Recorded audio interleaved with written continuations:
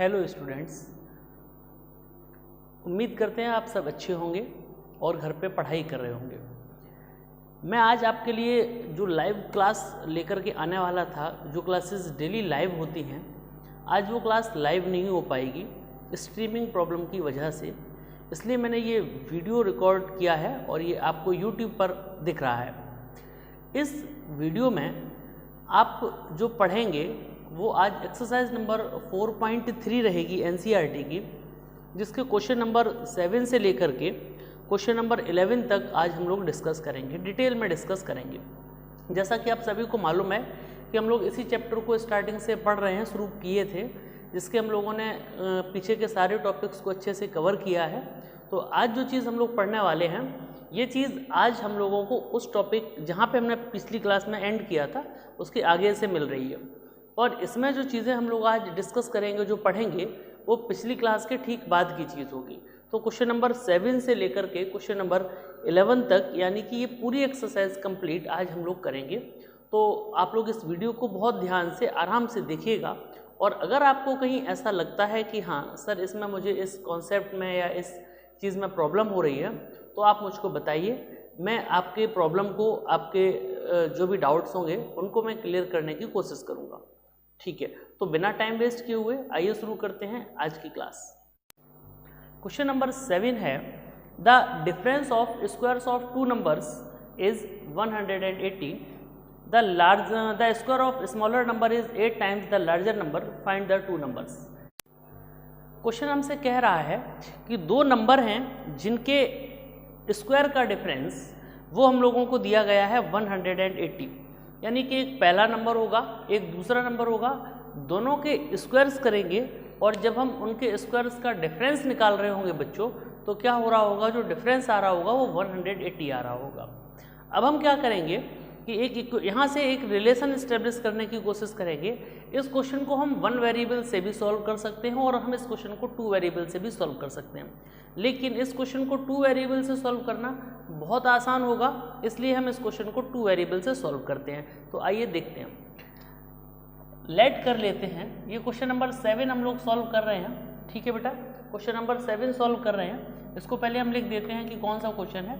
ये हम लोग एक्सरसाइज नंबर 4.3 सॉल्व कर रहे हैं। एक्सरसाइज नंबर 4.3 का क्वेश्चन नंबर 7 ये हो रहा है। क्वेश्चन नंबर 7 हम सॉल्व करने जा रहे हैं। तो क्वेश्चन नंबर 7 हमसे क्या कह रहा है? क्वेश्चन नंबर 7 हमसे ये कह रहा है कि दो नंबर हैं। तो हम यहाँ लिखते हैं लेट द लार्जर नंबर, एक लार्जर नंबर हमने मान लिया, वो इक्वल टू कितना है, x है बेटा। और जो दूसरा नंबर है एंड द स्मॉलर नंबर जो है बेटा, वो हमने कितना मान लिया, वो हमने y मान लिया।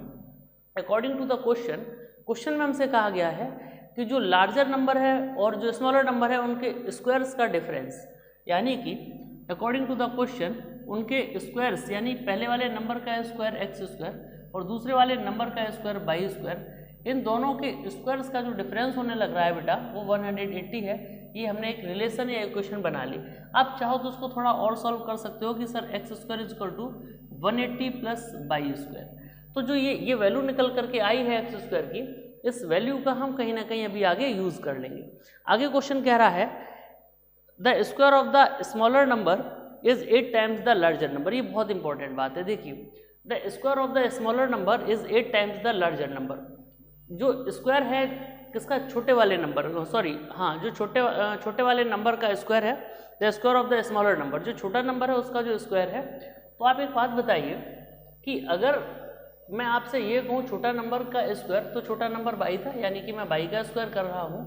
तो छोटे वाले नंबर का जो स्क्वायर है वो इक्वल है किसके, 8 टाइम्स द लार्जर नंबर। यानी कि अगर हम बच्चों बड़े वाले नंबर का 8 टाइम्स कर दें, तो बड़ा वाला नंबर क्या है, x है, जिसका हम 8 टाइम्स कर देंगे तो 8x हो जाएगा।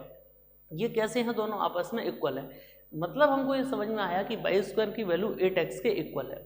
अगर y स्क्वायर की वैल्यू 8x के इक्वल है, इसका मतलब ये हुआ कि हम यहाँ पर जो ये y स्क्वायर की वैल्यू निकली है, इसको यहाँ पर सपोज कीजिए इक्वेशन नंबर 1 है, इस इक्वेशन नंबर 1 में सब्सटीट्यूट कर देंगे।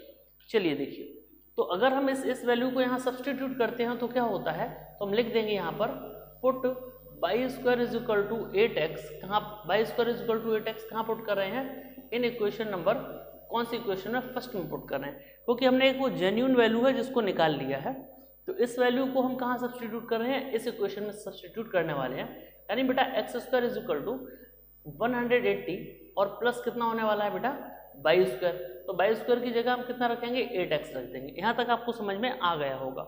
इसको ट्रांसपोर्टेशन मेथड से जो हमने क्लास 8th 9th में पढ़ा है उससे उस तरफ ट्रांसफर कर देंगे, तो एक्स स्क्वायर माइनस 8x और माइनस 180 इज इक्वल टू 0, ये एक स्टैंडर्ड फॉर्म में इक्वेशन बन करके तैयार हो गई। अब हम क्या करने वाले हैं कि इसको या तो मिडिल टर्म स्प्लिटिंग से कर सकते हैं यानी कि फैक्टराइजेशन मेथड से, नहीं तो हमारे पास एक और भी रास्ता है, वो हमको क्या बताता है कि डिस्क्रिमिनेंट निकाल करके उसको हम सॉल्व कर सकते हैं।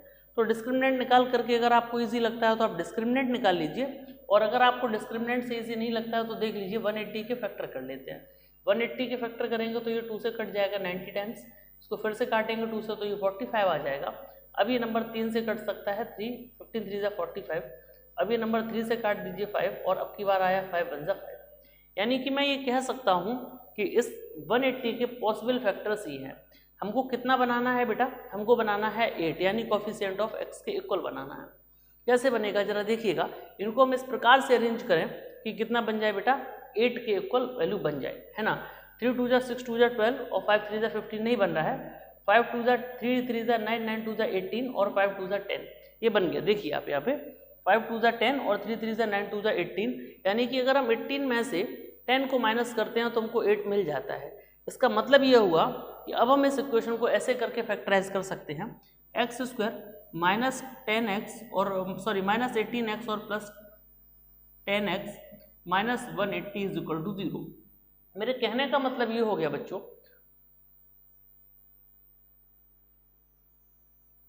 मेरे कहने का मतलब ये हो गया कि मैं अगर इन दोनों में से x कॉमन ले लूँ तो x माइनस 18 बचेगा, और यहाँ से मैं प्लस 10 कॉमन ले लूँ तो x माइनस 18 बचेगा इज इक्वल टू 0। देखो प्यारे बच्चों, जो दोनों ब्रैकेट में ये सेम वैल्यू आई है, इनको मैं एक बार फिर से ब्रैकेट में कॉमन करके लिख देता हूँ, और ये x प्लस 10 जो है मैं यहाँ से नोट करता हूँ इज इक्वल टू 0। मैं उम्मीद करता हूँ कि इतनी बात आपको बहुत बेहतर तरीके से समझ में आ गई होगी। आइए देखते हैं आगे क्या करना है। आगे कुछ भी नहीं करना है, इन दोनों वैल्यूज़ को 0 से कंपेयर करवा देना है। तो जैसे ही हम इन दोनों वैल्यूज़ को 0 से कंपेयर कराएंगे, इसका मतलब ये होता है कि जब दो वैल्यूज़ का प्रोडक्ट इक्वल टू 0 है तो इसका मतलब है कि या तो ये 0 है या तो ये 0 है। देखिए यहाँ पे जब हम x माइनस 18 को 0 के इक्वल रख रहे होंगे तो देखिए x minus 18 is equal to 0, तो x की वैल्यू 18 आ गई। और जब हम x प्लस 10 को 0 के इक्वल रख रहे होंगे, तो जब हम x प्लस 10 को 0 के इक्वल रख रहे होंगे तो x की वैल्यू बेटा कितनी माइनस 10 आ रही होगी। हमको मालूम है कि यहाँ पर एक नंबर 18 और एक नंबर माइनस 10, जबकि हमसे क्वेश्चन में कहा गया था squares of two numbers is 180। ठीक है, the difference of the squares of two numbers is 180। तो देखिएगा ये नेगेटिव वैल्यू है, हम इस वैल्यू को नहीं लेंगे, हम x की वैल्यू 18 सपोज कर लेंगे। और जब हम x की वैल्यू 18 सपोज कर लेंगे तो पुट कर देते हैं इस x इज इक्वल टू 18 को कहाँ पर, इन इक्वेशन नंबर। आपकी मर्जी है, आप चाहे फर्स्ट में डाल दीजिए चाहे यहाँ पर सेकंड में डाल दीजिए। मैं इसको सेकंड इक्वेशन का नाम दे देता हूँ ताकि यहाँ वैल्यू पुट करें तो थोड़ा सा आसान हो जाए। तो जरा देखिएगा यहाँ पे आप कहेंगे कि sir y square is equal to 8 into x, और x कितना था 18 इंटू 8 144, यानी कि y square is equal to under root of y is equal to under root of 144, so y is equal to plus minus 12, है ना। यानी कि यहाँ पर भी हम कितना लेंगे, बाई की वैल्यू पॉजिटिव 12 ले लेंगे। अब देखिएगा भाई x की वैल्यू कितनी आ गई थी 18 और बाई की वैल्यू कितनी आ गई थी 12, और हमें यही तो दो नंबर चाहिए थे। तो x हमने क्या माना था, बड़ा नंबर माना था, तो हम कह सकते हैं इसको so larger number is equal to कितना आ गया 18 आ गया, और बेटा क्या हमने कहा था स्मॉलर नंबर, तो स्मॉलर नंबर जो है बेटा वो कितना आ गया 12 आ गया। इस तरह से इस क्वेश्चन को बहुत आसानी से कर सकते हैं। आप वीडियो को पॉज करें और क्वेश्चन को अपनी को आइए देखते हैं क्वेश्चन नंबर 8। क्वेश्चन नंबर 8 क्या कह रहा है। क्वेश्चन नंबर 8 को पहले तो आप सभी बच्चे इंपॉर्टेंट डाल लीजिए, क्योंकि ये कॉन्सेप्ट बहुत इंपॉर्टेंट है और ऐसे कॉन्सेप्ट के क्वेश्चन टीचर को पूछना भी बहुत अच्छा लगता है और बच्चों को इसके आंसर देना भी बहुत अच्छा लगता है। तो मैं उम्मीद करूंगा कि ये क्वेश्चन आप बहुत अच्छे से समझेंगे, और इस क्वेश्चन में अगर आपको कोई भी डाउट हो तो आप उसको ज़रूर क्लियर कीजिएगा, क्योंकि ये आपके आने वाले कॉन्सेप्ट्स जो कॉम्पिटिटिव क्वेश्चंस बनते हैं वहाँ के लिए बहुत इंपॉर्टेंट कॉन्सेप्ट है। तो क्वेश्चन नंबर 8 को पढ़ते हैं। अ train travels 360 kilometre at a uniform speed. एक ट्रेन है, एक डिस्टेंस है 360 किलोमीटर जिसको एक कांस्टेंट स्पीड से ट्रेवल करती है। If the speed had been 5 kilometre more, अगर स्पीड को 5 किलोमीटर प्रति घंटा बढ़ा दिया जाए, then it would have taken 1 hour less for the journey. अगर स्पीड को 5 किलोमीटर प्रति घंटा बढ़ा दिया गया तो क्या होता है, पूरी यात्रा के दौरान लगा हुआ समय 1 घंटा कम हो जाता है। बात को फिर से समझिएगा, क्योंकि अगर आपको क्वेश्चन समझ में आ गया, सारी की सारी इसके पीछे की कहानी समझ में आ गई, तो डेफिनेटली आप क्वेश्चन को क्रैक कर लेंगे। मतलब मेरे कहने का ये है कि जब तक हमको क्वेश्चन अच्छे से समझ में नहीं आएगा, हम उसके सॉल्यूशन को रट सकते हैं लेकिन समझ नहीं सकते। तो समझने के लिए पहले ज़रूरी है कि हम क्वेश्चन को समझें। मैंने कहा आपसे कि 2 स्टेशन हैं या 2 जगह हैं या कोई भी 2 प्लेस हैं जिनके बीच की दूरी 360 किलोमीटर है, और एक स्टेशन से दूसरे स्टेशन तक या एक जगह से दूसरी जगह तक जाने वाली ट्रेन, अगर उसकी स्पीड को ड्राइवर ने 5 किलोमीटर पर आवर की स्पीड बढ़ा दी, यानी कि जो यूजुअल स्पीड से जाता था उसमें 5 किलोमीटर पर आवर का इजाफा कर दिया, इंक्रीज कर दी स्पीड, तो जो लगने वाला समय है, जो टोटल टाइम लग रहा था बच्चों, वो क्या हो रहा है, 1 घंटा कम हो रहा है। ये तो आप सब पहले से ही जानते हो कि जब स्पीड को बढ़ा दिया जाता है तो टाइम कम लगता है। स्पीड को कभी भी आप बढ़ाओगे तो आपसे जो ट्रेवल करने का टाइम है वो कम लगेगा। आगे कह रहे हैं कि अगर क्या करते हैं, हाँ, तो ये पूछा गया है, सिंपल क्वेश्चन है कि find the speed of the train. तो ट्रेन की स्पीड बताइए, मतलब उसकी यूजुअल स्पीड कितनी थी ये बताना है। सिंपल सी बात है, तो इसको हम एक बार में समझ लेते हैं जरा क्वेश्चन को कैसे सॉल्व किया जाए। तो देखिएगा यहाँ पर हमने मान लिया, हमने सपोज किया, ये क्वेश्चन नंबर 8 सॉल्व कर रहे हैं। लेट यूजुअल स्पीड, किसकी यूजुअल स्पीड मेरे भाई, ट्रेन की, है ना। Let usual speed of train is equal to x kilometre per hour. कितनी है speed of train, x kilometre per hour है। और अगर हम कह दें आपसे कि न्यू स्पीड कितनी है भाई, न्यू स्पीड बता दो, तो आपको कहोगे sir new speed of train is equal to, very easy, कितनी है, x + 5 किलोमीटर पर आवर। ये बात सबको समझ में आती है। मैंने ऐसा क्यों किया, क्योंकि पहले जो स्पीड थी उससे 5 किलोमीटर स्पीड ज़्यादा कर दी गई, यानी कि बढ़ा दी गई। तो जब स्पीड को 5 किलोमीटर प्रति घंटा बढ़ा दिया गया है, तो ये हमारी नैतिक जिम्मेदारी है कि हम भी x में 5 किलोमीटर प्रति घंटा बढ़ा दें। सभी बच्चे समझ गए। आगे चलते हैं। तो ये कह रहे हैं कि स्पीड के बढ़ने की वजह से जो टाइम का डिफरेंस आया है वो 1 घंटे का है। तो देखो एक बात बताओ मुझको, आप सभी लोगों ने पढ़ा हुआ है, एक रिलेशन पढ़ा हुआ है, सभी ने पढ़ा होगा, speed is equal to distance upon time. अच्छा, कोई ऐसा बच्चा तो नहीं है जो 10th में आ गया हो लेकिन अगर ये ना सुना हो? मुझे नहीं लगता कोई बच्चा ऐसा होगा। Speed is equal to distance upon time concept का यूज करके हम लोगों ने खूब सारे क्वेश्चंस किए। तो हम यहाँ से एक चीज़ और बना सकते थे कि time is equal to distance upon speed. बस मैं इसको यहाँ ले गया, इसको नीचे ले आया, कुछ भी चेंज नहीं किया, बहुत ईजी काम किया। तो time is equal to distance upon speed है, इसका मतलब ये हो गया कि हमसे जो समय लग रहा है वो किसके बराबर है, दूरी बटे चाल, यानी डिस्टेंस अपॉन स्पीड के इक्वल है। तो टाइम टेकन, ये टाइम कब लग रहा है, टाइम टेकन इन या time taken by usual speed. मैं क्या कह सकता हूँ, time taken by usual speed is equal to, आप क्या कहोगे, यूजुअल स्पीड से लगा हुआ टाइम कितना होगा, डिस्टेंस अपॉन स्पीड के इक्वल होगा। तो डिस्टेंस कितनी कवर कर रही थी ट्रेन बेटा, 360 किलोमीटर, अपॉन स्पीड कितनी थी, यूजुअल स्पीड, क्योंकि भाई टाइम किससे पूछ रहे हैं हम, यूजुअल स्पीड से। तो यूजुअल स्पीड थी कितनी, x, यानी कि जब ट्रेन अपनी यूजुअल स्पीड से चली होगी तो कितना टाइम लगा होगा, 360 अपॉन x आवर्स, यानी कि जो ये टाइम लगा है बेटा वो क्या है, आवर्स में है, क्योंकि हमको समय घंटे में दिया गया है।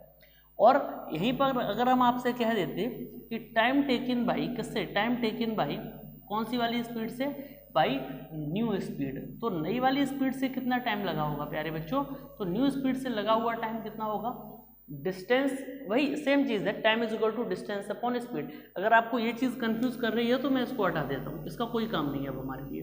तो टाइम इज इक्वल टू क्या था, डिस्टेंस अपॉन स्पीड।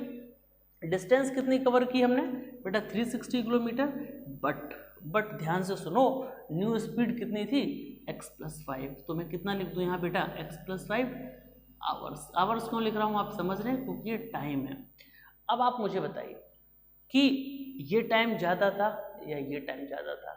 आपको ज़रूर मालूम होगा कि जब हम कम स्पीड से जा रहे थे, क्योंकि देखिए भाई एक बात समझो, जब हम कम स्पीड से जा रहे थे x+5 से तो टाइम ये ज़्यादा लग रहा होगा, x से जा रहे थे तब टाइम ज़्यादा लग रहा था, लेकिन जब हम x+5 की स्पीड से जा रहे हैं तो जो टाइम है वो हमको कम लग रहा होगा।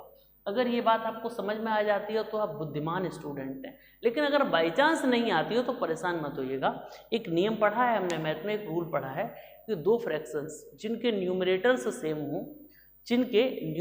सेम हो, तो अगर जिसका डिनोमिनेटर बड़ा होता है वो फ्रैक्शन छोटी होती है और जिसका डिनोमिनेटर छोटा होता है वो फ्रैक्शन बड़ी होती है।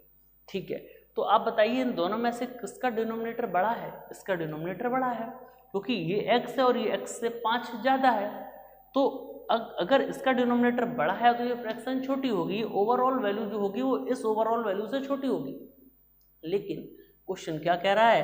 क्वेश्चन हमसे ये कह रहा है कि दोनों बार में लगे हुए समय का अंतर 1 घंटे का है। भाई एक बात तो सुनना, अंतर 1 घंटे का होने का मतलब क्या है कि अगर पहले ट्रेन 6 घंटे में पहुंचती थी, स्पीड बढ़ने के कारण ट्रेन 5 ही घंटे में पहुंच जाएगी।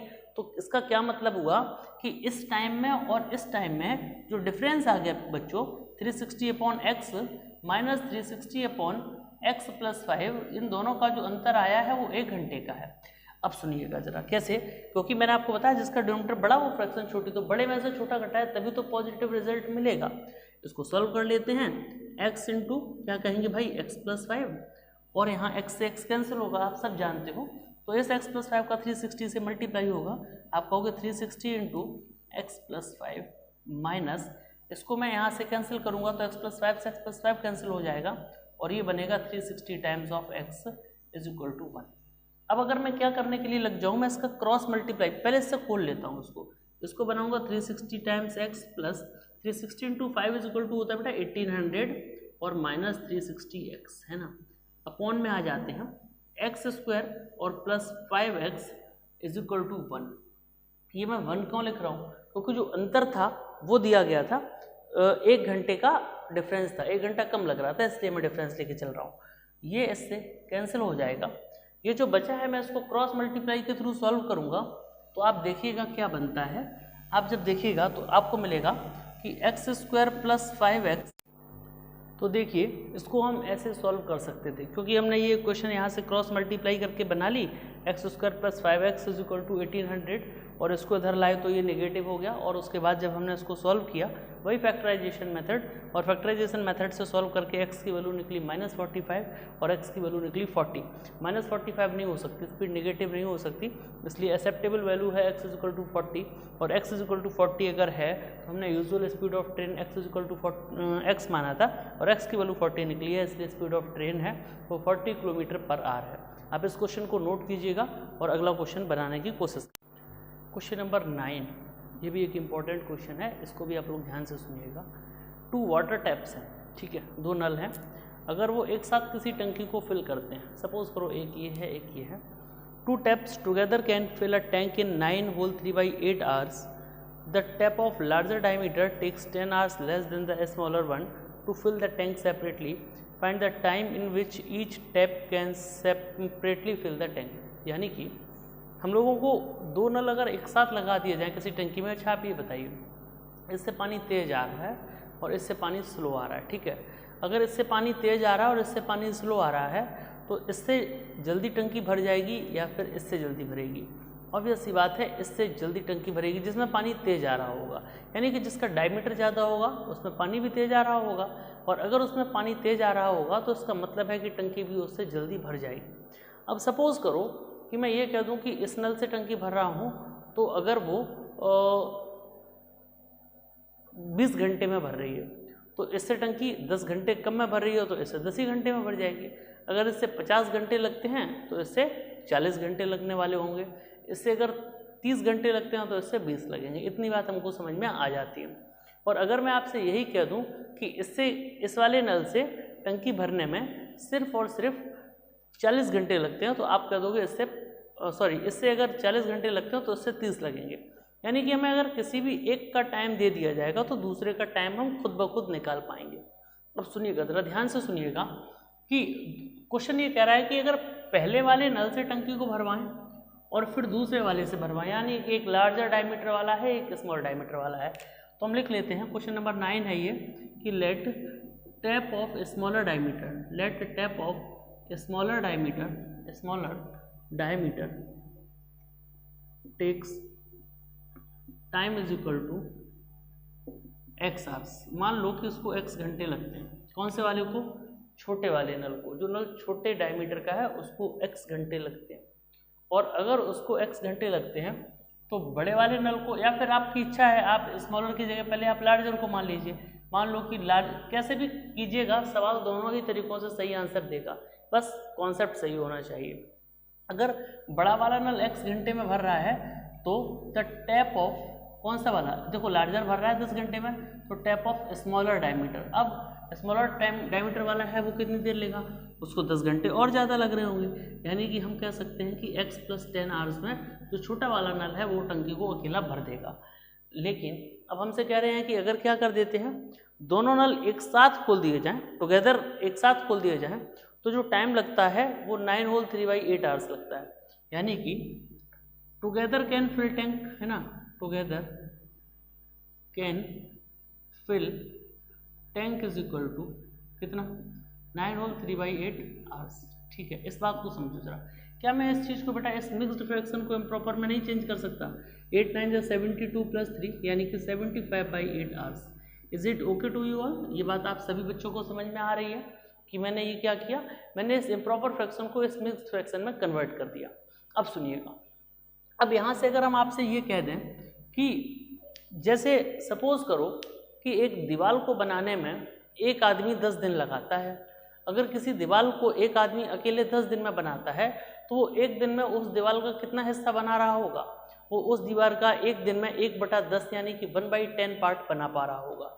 अगर वो व्यक्ति एक दीवार को बनाने में 5 दिन का समय लगता है, अगर किसी मजदूर को किसी दीवार को बनाने में 5 दिन का समय लगता है अकेले, तो वो मजदूर एक दिन में उस दीवार का कितना हिस्सा बनाता है, 1/5 बनाता है, 1/5। दूसरे दिन आएगा फिर 1/5 बनाएगा, तीसरे दिन आएगा फिर 1/5 बनाएगा, चौथे दिन भी 1/5 बनाएगा और 5वें दिन भी 1/5 बनाएगा। इस तरह से अगर हम उस सब को जोड़ दें तो काम हो जाता है 1। ठीक है, ये बात आपने यूनिटरी मेथड क्लास 8 में सीखी हुई है और ये बहुत बेसिक बात है, आपको समझ में आनी भी चाहिए। अब मैं अगर आपसे ये कह दूं कि अगर इस लार्जर डायमीटर वाले टैप ने x आवर्स लिए किसी टंकी को भरने में, तो इसका मतलब क्या हो गया, इसका मतलब ये है कि इस नल से 1 घंटे में कितना काम किया गया होगा, है ना। मैं समझाता हूँ आपको नाउ। अब मैं आपसे अगर ये कह दूँ कि जिस नल का डायमीटर बड़ा था, है ना, now tap of larger diameter, है ना, tap of larger diameter will fill tank in 1 hour, 1 घंटे में कितनी भरेगा, इक्वल टू 1/x, उस टंकी का 1/x हिस्सा भर देगा। भाई पूरी टंकी भरने में अगर उसको x घंटे लगते हैं तो 1 घंटे में 1/x ही तो भर पाएगा, 1/x ही तो भर पाएगा। आराम से बैठ करके इस बात को सोच लीजिए, अगर कहीं कोई दिक्कत लगे तो मुझे कमेंट करके पूछ सकते हैं।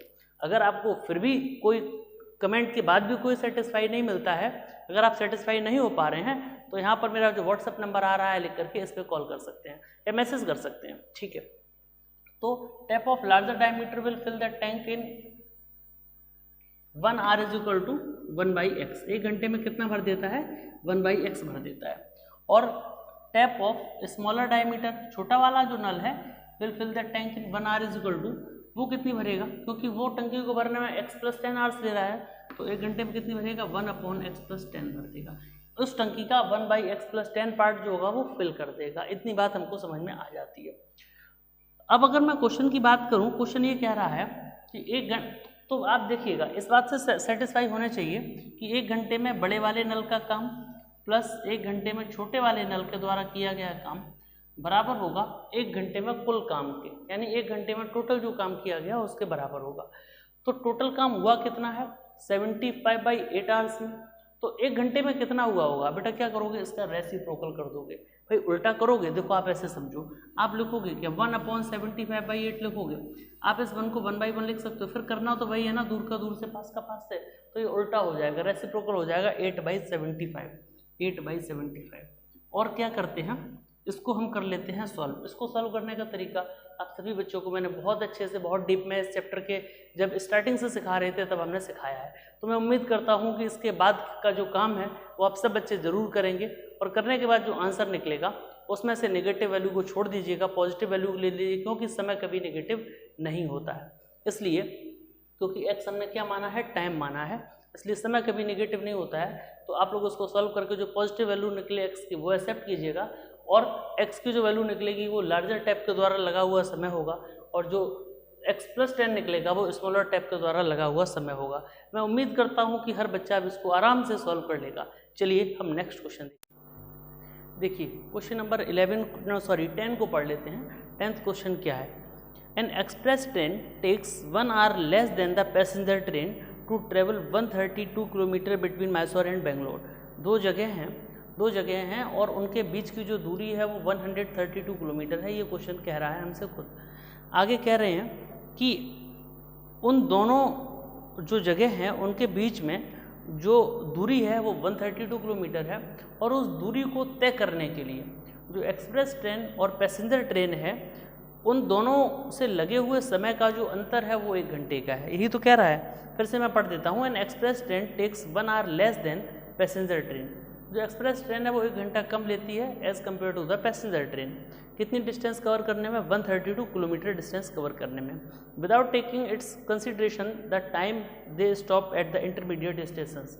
जो बीच के स्टेशंस पे रुकने और चलने की जो समय है उसको हम कंसीडर नहीं कर रहे हैं, उसको निग्लिजिबल मान ले रहे हैं।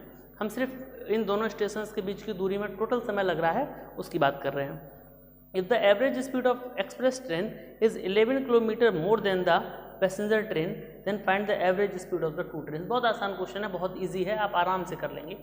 बेटा एक बात बताइए मुझको कि अगर हमारे पास दो जगह हैं, एक जगह ये है और एक जगह ये है, और इन दोनों जगह के बीच की दूरी जो है वो 132 किलोमीटर है, 132 किलोमीटर। बात को समझना था प्यार से बेटा, ध्यान से देखिए सभी बच्चे। मैं आपसे ये कह दूँ कि एक पैसेंजर ट्रेन है और एक एक्सप्रेस ट्रेन है, तो आपको पता है कि पैसेंजर ट्रेन धीमे चलती है और एक्सप्रेस ट्रेन तेज चलती है। तो मैं लिख देता हूँ यहाँ पे, क्वेश्चन नंबर 10 की मैं बात कर रहा हूँ, क्वेश्चन नंबर 10 सॉल्व कर रहा हूँ। मुझे लगता है कि जो मैंने लिखा वो यहाँ दिखाई नहीं दे रहा है स्क्रीन पे, ये 10 सा है तो दिख रहा है। चलिए, let speed of passenger train is equal to x kilometre per hour, ठीक है, and speed of express train है ना, express train is equal to कितनी है, 11 किलोमीटर ज़्यादा है ना, तो x plus 11 kilometre per hour. सभी बच्चों को मेरी ये बात समझ में आ गई होगी कि मैंने स्पीड्स क्यों ऐसी मानी है। एक x है, दूसरी x प्लस 11। इन दोनों ट्रेन से जो समय लग रहा है वो उसका एक रिलेशन दिया गया कि एक्सप्रेस ट्रेन 1 घंटा क्या करती है, कम लेती है पैसेंजर ट्रेन से। मैंने अभी थोड़ी देर पहले बताया आपको कि time is equal to distance upon speed. सभी बच्चों को मैंने ये बताया कि time is equal to distance upon speed होता है। अब सुनो ज़रा ध्यान से सुनो कि अगर time is equal to distance upon speed होता है यार, तो टाइम लगता कितना है, डिस्टेंस अपॉन स्पीड के बराबर आता है। भाई जितनी डिस्टेंस है उसको अगर हम स्पीड से डिवाइड करते हैं तो टाइम बन जाता है। तो क्या करते हैं हम आपसे कहते हैं कि टाइम टेकन बाय कौन सी train, passenger train is equal to, मेरे भाई कितना होगा, डिस्टेंस अपॉन स्पीड होगा ना। तो डिस्टेंस कितना है, 132, 132 अपॉन स्पीड कितना है क्योंकि मैं पैसेंजर ट्रेन से टाइम लगा रहा हूँ तो मैं स्पीड भी पैसेंजर ट्रेन की लूँगा। और बेटा आप यहाँ देखो जरा, time taken by express train is equal to कितना होगा। देखो भाई डिस्टेंस तो वही कवर हो रही है 132, बट स्पीड चेंज हो गई, स्पीड हो गई x प्लस 11। आप में से कोई भी ऐसा बच्चा अब नहीं होगा जिसको मेरी ये बातें समझ में ना आ रही हूँ। देखो ये क्या है, आर्स, क्योंकि मैं टाइम की बात कर रहा हूँ बेटा तो मैं आर्स लिखूँगा, ठीक है, क्योंकि टाइम हमेशा आर्स में नोट करते हैं। अकॉर्डिंग टू द क्वेश्चन, अगर मैं बात करूँ अकॉर्डिंग टू द क्वेश्चन, ये कह रहा था कि दोनों ट्रेन के टाइम में 1 घंटे का फर्क होता है। पहले ही लिखा था the express train takes 1 hour less than the passenger train to travel 132 kilometre. तो मेरे भाई एक्सप्रेस ट्रेन ज़्यादा टाइम लेगी कि पैसेंजर ट्रेन, सीधी सी बात है यार, पैसेंजर ट्रेन ज़्यादा टाइम लेगी तो ये टाइम बड़ा है, ये टाइम छोटा है। और वैसे भी आप कॉन्सेप्ट के थ्रू जाना चाहें तो 132 दोनों के न्यूमरेटर सेम है, तो इसका डिनोमिनेटर बड़ा है यानी ये फ्रैक्शन छोटी है, यानी कि यहाँ पर टाइम कम लग रहा है। अकॉर्डिंग टू क्वेश्चन इन दोनों का जो अंतर है वो कितना है मेरे भाई? अंतर हो गया 132 बटा x प्लस 11 बराबर 1। देखो ये मैंने कुछ गलत तो नहीं लिखा भाई, ये टाइम पैसेंजर ट्रेन से, ये एक्सप्रेस ट्रेन से, दोनों का अंतर कितना है? 1 घंटे का। अब आप ये बताओ कि आप इस इक्वेशन को सॉल्व नहीं कर सकते? मैंने खूब सारे क्वेश्चन सॉल्व करवाए हैं। देखिए मैं करवाऊँ 1 मिनट लगेगा करवाने में, मैं करवा दूँगा, कोई प्रॉब्लम नहीं है, बट इससे लॉस आपका है क्योंकि मैंने बेसिक्स इतने आपको अच्छे से सिखा दिए हैं कि अब आप इस क्वेश्चन में कभी अटक नहीं सकते। अगर आपको कैलकुलेशन आती है, मैंने बेसिक बता दिया, मैंने आपको इक्वेशन को बनाना सिखा दिया, अब ये जिम्मेदारी आपकी है कि आप इसको सॉल्व करें। मैं अभी इसी वीडियो के एंड में आपको कुछ क्वेश्चंस दे दूंगा, जिन क्वेश्चंस की हेल्प से आप इस चैप्टर की और ज़्यादा अच्छी प्रैक्टिस कर पाएंगे। प्यारे बच्चों, जितनी आप प्रैक्टिस करेंगे वो आपके लिए फ़ायदेमंद है, क्योंकि मैथ एक ऐसा सब्जेक्ट है जो प्रैक्टिस मांगता है, और अगर आप प्रैक्टिस नहीं कर रहे हैं तो इसका मतलब है कि आप अपने काम के साथ चीटिंग कर रहे हैं। और बेटा ये इतिहास गवाह है कि जिसने अपने काम के साथ चीटिंग की उसको कभी सफलता नहीं मिल सकती। काम के प्रति ईमानदार रहिए और आप अपने काम को चाहे कोई देखे या ना देखे ईमानदारी से करते रहिए। आप इस क्वेश्चन का सॉल्यूशन निकालेंगे, स्पीड निकालेंगे, यहाँ से x की वैल्यू निकल आएगी, माइनस में आए तो छोड़ दीजिएगा, x की जो पॉजिटिव वैल्यू है उसको एक्सेप्ट कीजिएगा। उस वैल्यू से x की जो वैल्यू निकलेगी वो पैसेंजर ट्रेन की यूजुअल स्पीड होगी, और उसमें अगर 11 जोड़ देंगे तो वो एक्सप्रेस ट्रेन की यूजुअल स्पीड निकल आएगी। बच्चों जब आप खुद से करके आंसर निकालोगे तो आप यकीन मानिए आपको अंदर से ऐसा लगेगा कि हाँ मैंने कुछ सीखा है, मैंने कुछ किया है। लेकिन अगर आप कहीं से कॉपी करते हो, अगर आप किसी रटे रटाए ढर्रे पे चलते हो तो आपको लगेगा कि नहीं मैंने अपने साथ गलती की, अपने साथ चीटिंग की है। हर बच्चा इसको सॉल्व करे, आंसर निकाले, अगर फिर भी कोई प्रॉब्लम हो तो मुझे पूछ सकता है। नेक्स्ट क्वेश्चन नंबर 11 क्या कह रहा है, पढ़ लेते हैं। The sum of the areas of 2 squares is 468 metre square. तो स्क्वायर हैं जिनके एरियाज का सम 468 मीटर स्क्वायर है। If the difference of their perimeters is 24 metre, और अगर उनके पेरीमीटर्स का डिफरेंस 24 मीटर है तो फाइंड करो कि उन साइड्स की उन स्क्वायर्स की साइड्स क्या होंगी। तो सुनिएगा, एक स्क्वायर हमारे पास ये है और एक हमारे पास थोड़ा छोटा स्क्वायर है। इसकी साइड में x मान लूँ और मैं अगर बच्चों इसकी साइड y मान लूँ तो क्या कह रहे हैं, इनके एरियाज़ का सम 468 मीटर स्क्वायर है। तो आप एक बात बताओ, आप लिखोगे ना, let side of first square is equal to x metre और side of second square is equal to y metre. आप यही तो लिखोगे। अगर आप ऐसा लिखते हो तो आप कुछ गलत नहीं करते हो। आप क्या कहते हो, अकॉर्डिंग टू क्वेश्चन इसका एरिया कितना होगा, पहले वाले का एक्स स्क्वायर, दूसरे वाले का बेटा वाई स्क्वायर, और इन दोनों का सम 468। तो अब आप क्या करोगे, इसको वहाँ ले जाओ तो एक्स स्क्वायर की वैल्यू निकल आएगी 468 माइनस वाई स्क्वायर। ठीक है, इसको मैं क्वेश्चन नंबर थोड़ी देर के लिए 1 मान लेता हूँ। एंड एक और कंडीशन कही गई थी, वो कंडीशन सुनो। ये कह रहे हैं कि इन दोनों के पेरीमीटर्स का जो डिफरेंस है वो कितना दिया है, 24 मीटर। यानी कि इसका पेरीमीटर कितना होगा बेटा, 4x माइनस अंतर यानी कि difference 4y is equal to 24। पूरी क्वेश्चन 4 से डिवाइड कर दो, x minus Y is equal to कितना आया 24। तो x की 24 की गलती हो गई, 4 6 24, क्योंकि 4 ये कट जाएगा, 4 ही कट जाएगा, और 4 से काटोगे 4 6 24। x की वैल्यू कितनी आई 6 प्लस वाई, x की वैल्यू 6 प्लस वाई आ गई हमारे पास। इस वैल्यू को उठा करके यहाँ पर सब्सटीट्यूट कर दीजिए। जैसे सब्सटीट्यूट करोगे आपको दिखेगा यहाँ से X square is equal to 468 और माइनस वाई स्क्वायर। यही तो इक्वेशन थी। x की जगह मैं कितना डालने वाला हूँ बच्चों, 6 प्लस वाई, है ना। मैं कहूँगा 6 प्लस वाई का whole square is equal to 468 minus Y square. इस पर बेटा a प्लस बी का होल स्क्वायर लगा दीजिएगा, A square plus B square और प्लस 2ab, है ना, इज इक्वल टू 468 और माइनस वाई स्क्वायर। एक काम करते हैं, इस वाई स्क्वायर को इधर लाते हैं तो 2y स्क्वायर प्लस 12y, और इसको अगर इधर लाते हैं 468 को तो ये हो जाएगा माइनस का इधर आके, और ये प्लस का है तो दोनों का डिफरेंस निकालिए। 8 में से 6 गया, 8 में से 6 गया तो बचा 2, और यहाँ से बचा कितना हमारे पास 6 में से 3 गया तो 3, और 4 में से 0 गया 4, 432 इक्वल टू 0। पूरे इक्वेशन 2 से डिवाइड करो, by square plus 6y minus 2, 2 1 जा 2, 2 6 जा 12 इक्वल टू 0। ये इक्वेशन आ गई, Y square plus 6y minus 216 equal to 0। अब आप क्या करोगे, यहाँ से इसको सॉल्व करके बाई की वैल्यू को प्राप्त कर लोगे। बाई की जो वैल्यू आएगी, बाई की 2 वैल्यू आएंगी मुझे ऐसा लगता है, या एक वैल्यू आए या 2 वैल्यू आए, जो भी आएगी। तो वो बाई की वैल्यू को अगर आप यहाँ पर सब्सटीट्यूट कर दोगे यहाँ पर, तो आपको x की वैल्यू मिल जाएगी। अगर दोनों पॉजिटिव वैल्यू आ रही हो तो आप एक बार पहली वैल्यू को सब्सटीट्यूट करना, तो बाई की जो पहली वैल्यू होगी उसको सब्सटीट्यूट करने पे x की वैल्यू आएगी कुछ, और बाई की दूसरी वैल्यू को सब्सटीट्यूट करने पे x की दूसरी कुछ वैल्यू आएगी। तो आप क्या कह रहे होगे कि if y is equal to this then x is equal to this, और if y is equal to that then x is equal to that. तो इस तरह से हम लोग क्वेश्चन को सॉल्व कर सकते हैं। आप यहाँ से क्वेश्चन को नोट कीजिए, आराम से नोट कीजिए, देखिए, समझिए। फिर भी कोई डाउट, कोई प्रॉब्लम, कोई कन्फ्यूज़न हो तो आप मुझसे पूछ सकते हैं। इस वीडियो को बनाने का बस यही एक मकसद था कि आप तक बिल्कुल सही कंटेंट पहुँच जाए। आप जिस चीज़ को समझना और जानना चाहते हैं, मैंने आज इस एक्सरसाइज को कंप्लीट फिनिश कर दिया है।